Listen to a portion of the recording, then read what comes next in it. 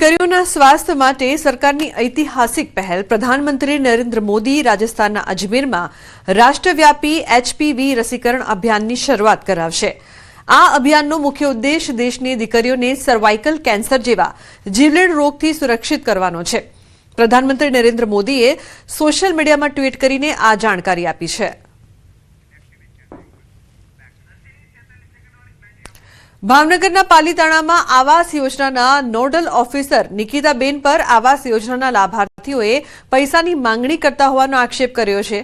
વાત કંઈક એવી છે કે પાલીતાણામાં આવેલ મોટી રાજસ્થળી રોડ ઉપર સીતારામ રેસીડેન્સી આવેલી છે, જ્યાં અરવિંદભાઈ મેર નામના વ્યક્તિએ તેમના પત્ની અને માતાના નામે 2 આવાસના ફોર્મ ભરી પાલીતાણા નગરપાલિકા પાસેથી 7 લાખ રૂપિયા લીધા હતા।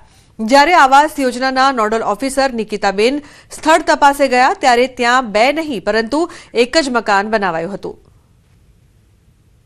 જે ઓડિયો વિડિયો છે એમાં નાણાકીય બાબતની ચર્ચા થયેલી છે, પણ હકીકતલક્ષી તપાસ કર્યા પછી સાચી ખબર પડી શકે એમ છે। તેમને તેમના મમ્મી છે, એમના નામે 2 લાભ લીધેલા છે। એક એમના વાઈફ મેર અંજુબેન અરવિંદભાઈ, એક એમના મમ્મી મેર લાભુબેન ગોબરભાઈ, 2 લાભ લીધા છે। ટોટલ મકાન 1 જ બનાવ્યું છે।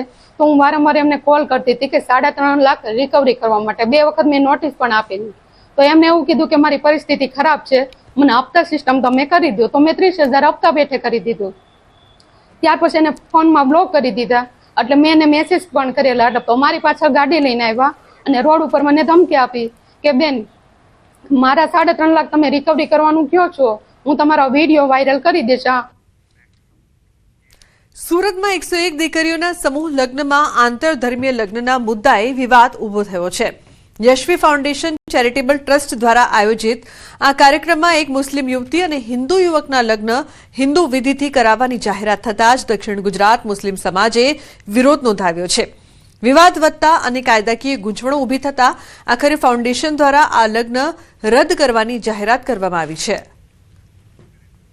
ઉલ્લેખનીય છે કે સમૂહ લગ્નમાં આંતરધર્મીય લગ્નનો વિવાદ થયો છે, તેને લઈને મામલો વકર્યો છે। મુસ્લિમ યુવતીના હિન્દુ વિધિથી લગ્નની ચર્ચા